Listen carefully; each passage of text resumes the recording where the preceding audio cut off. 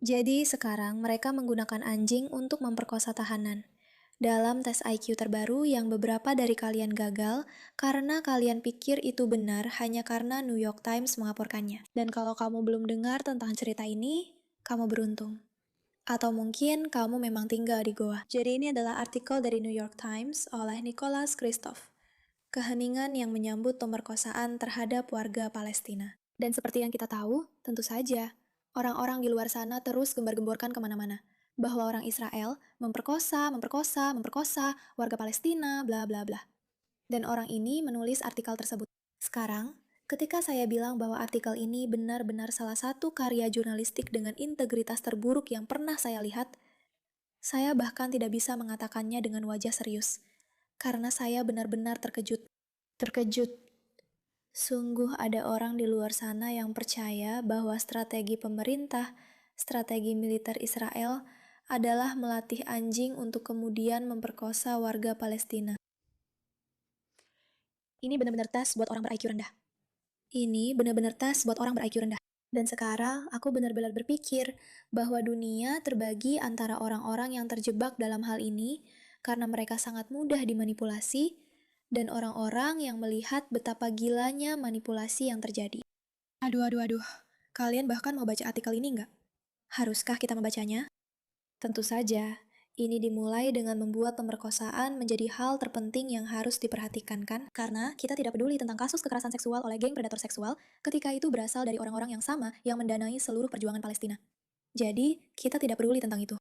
Tapi tentu saja, dalam sebuah pernyataan sederhana, apapun pandangan kita tentang konflik di Timur Tengah, kita seharusnya bisa bersatu untuk memutuk pemerkosaan.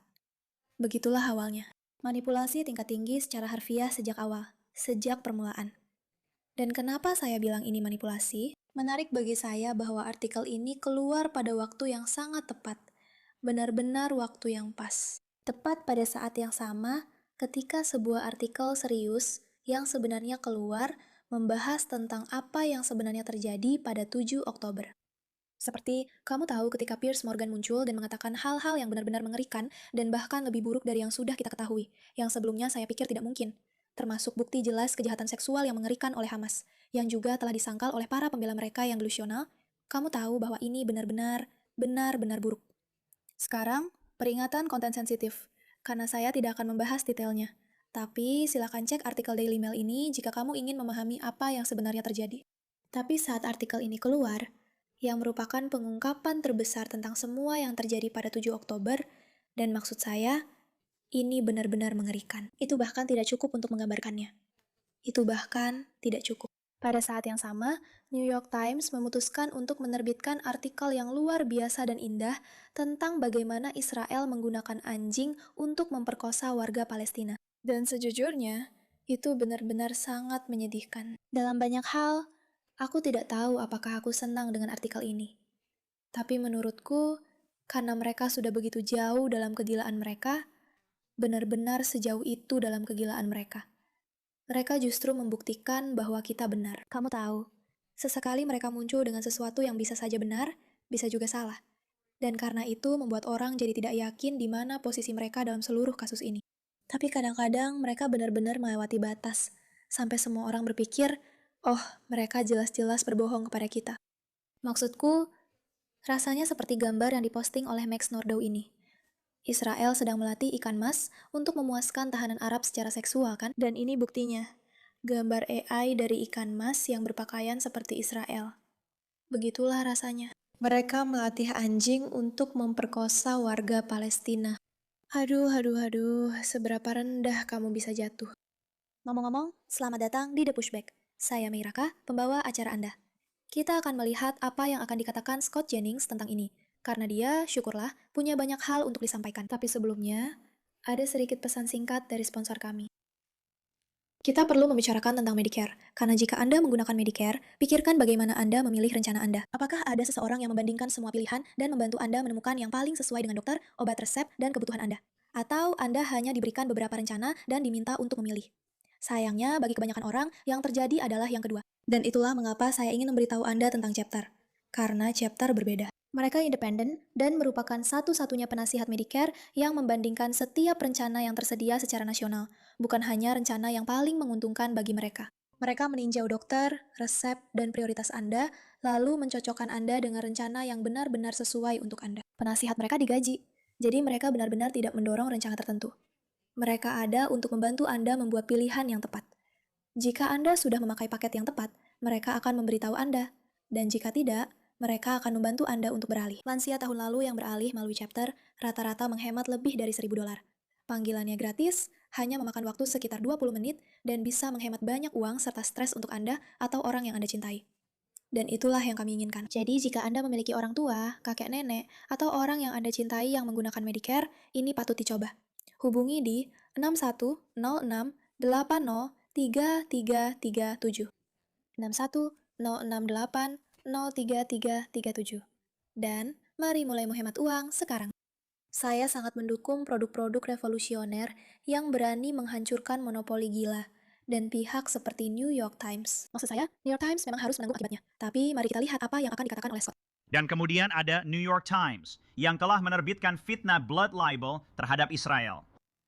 Ditulis oleh seorang yang disebut jurnalis bernama Nicholas Kristof, salah satu penulis unggulan mereka sebenarnya. Tulisan itu diterbitkan sebagai, kutip, sebuah opini. Sumbernya berasal dari orang-orang pro-Hamas yang sudah tidak kredibel. Ini adalah omong kosong biasa untuk menutupi para teroris Hamas. Tulisan New York Times ini bahkan memuat tuduhan bahwa Israel melatih anjing untuk memperkosa warga Palestina. Saya ulangi sekali lagi. New York Times mencetak di halaman depan sebuah opini yang memuat tuduhan anonim, tidak terverifikasi, dan tanpa saksi bahwa Israel melatih anjing untuk memperkosa orang. Sumpah, pada titik ini, mereka benar-benar melakukan pekerjaan kotor untuk kita. Maksudku, kita tidak perlu mendiskreditkan mereka. Mereka sudah sangat buruk dengan sendirinya. Media arus utama New York Times benar-benar mengklaim ini seolah-olah siapapun yang punya otak akan benar-benar percaya ini benar. Aku merasa ini lucu sekali. Seperti, terima kasih. Akhirnya, terima kasih karena sudah membuktikan bahwa kami benar. Kalian benar-benar melakukan semua pekerjaan kotor untuk kami. Tapi aku ingin membahas sebentar tuduhan-tuduhan yang sebenarnya diajukan dan kenapa itu semua omong kosong. Mengucapkan ini dengan lantang membuatku merasa bodoh.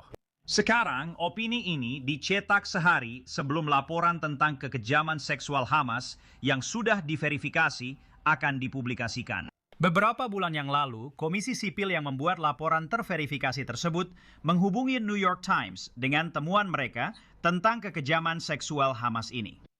New York Times mengatakan, tidak, terima kasih, tidak tertarik dengan bukti ini. New York Times tahu bahwa ini akan keluar, dan mereka tahu cerita ini akan sangat buruk, sangat merugikan Hamas. Jadi malam sebelumnya, apa yang mereka memilih untuk melakukan? Mencetak sampah ini dari Nicholas Kristof. Benar-benar sampah. Oke, mari kita bahas ini sebentar ya. Aduh. Ini dari Hannes Reporting, yang seringkali melakukan pekerjaan hebat dalam menguraikan sesuatu. Jadi, New York Times telah menerbitkan salah satu tuduhan paling serius yang bisa dibayangkan terhadap Israel. Klaim tentang kekerasan seksual sistematis, termasuk cerita aneh tentang wortel dan anjing yang dilatih untuk memperkosa. Kami memeriksa sumber-sumbernya. Yang kami temukan adalah malpraktik jurnalistik. Tidak mungkin. Pertama, Sami Elsai, yang diperkenalkan oleh Nick Kristof sebagai jurnalis lepas. Nah, New York Times tidak memberitahu Anda, Elsai memiliki rekam jejak panjang dalam merayakan teroris di media sosial. Christopher menceritakan detail mengerikan tentang muntah, darah, dan gigi patah, dan membiarkan Alsai mengklaim bahwa dia ditangkap untuk menekannya agar menjadi informan. Pada kenyataannya, Alsai sudah pernah dipenjara pada tahun 2016 karena hasutan, dan penangkapannya pada tahun 2024 juga karena hasutan.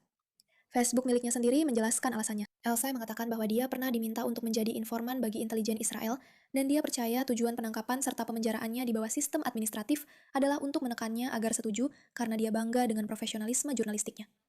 Dia mengatakan bahwa dia menolak. Setelah dia dilemparkan ke dalam selnya, dia menyimpulkan bahwa tempat di mana dia telah diperkosa itu sudah pernah digunakan sebelumnya, sehingga dia menemukan muntahan, darah, dan gigi patah milik orang lain yang hancur. Oke, nomor 3.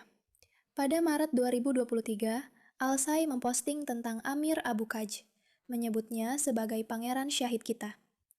Abu Kaj bukan hanya korban biasa, dia adalah pendiri dan pemimpin batalion Tulkarim, sebuah kelompok teroris yang berada di balik berbagai serangan mematikan, termasuk pada 30 Mei seorang warga sipil Israel dibunuh di dekat Hamesh, 1 perwira IDF tewas dan 10 terluka. 4 tentara Israel tewas, 1 tentara tewas, dan 1 lagi terluka parah. Kedengarannya seperti orang yang sangat baik. Pada Desember 2023, hanya 2 bulan sebelum penangkapannya, Al-Sai memposting video dan foto yang merayakan para pejuang bersenjata di Camp Nursyam. 16 Desember, rekaman dari Camp Nursyam menampilkan para teroris dengan perlengkapan taktis. Oke, sekali lagi, mereka mempercayai kata-kata jurnalis yang dianggap kredibel, padahal sebenarnya hanyalah teroris. Pada 8 Oktober 2023, 1 hari setelah pembantaian, Al-Sai dengan bangga memposting tentang bendera hijau yang berkibar di seluruh tepi barat, di atas kem-kem para penjajah dan tank-tanknya, serta menghiasi dahi para pejuang heroik. Sementara orang-orang Israel masih menghitung korban tewas dan yang diculik, jurnalis Christoph Soros secara terbuka memuliakan serangan 7 Oktober sebagai aksi para pejuang heroik di bawah bendera Hamas. Apakah The New York Times melihat ini, menyembunyikannya, atau bahkan tidak pernah berusaha mencari tahu? Hal itu tidak pernah muncul dalam artikel tersebut. Dan pilihan manapun merupakan kegagalan jurnalisme yang serius. Iya, kamu seharusnya memberitahu orang-orang jika orang yang kamu kutip adalah seorang teroris. Bagaimanapun, yang lebih penting, dia telah memberikan 2 versi cerita penyiksaannya. Pada awal tahun 2025, dia memberikan kesaksian rinci kepada Batsam tentang penahanannya. 3 penjaga menahannya dan mendorong sesuatu yang keras ke anusnya. Mereka mengulanginya 6 kali, menuangkan semacam cairan ke bagian belakang tubuhnya, tertawa, bercanda, memukul, dan menendangnya. Sekarang, dalam kolom New York Times, ceritanya tiba-tiba berkembang dengan elemen sinematik baru. Seorang penjaga berteriak, "Berikan aku wortel!" dan diduga menggunakan wortel. Seseorang berkata dalam bahasa Ibrani, "Jangan ambil foto." Sebuah detail yang sekarang ia tekankan bahwa ia mengerti.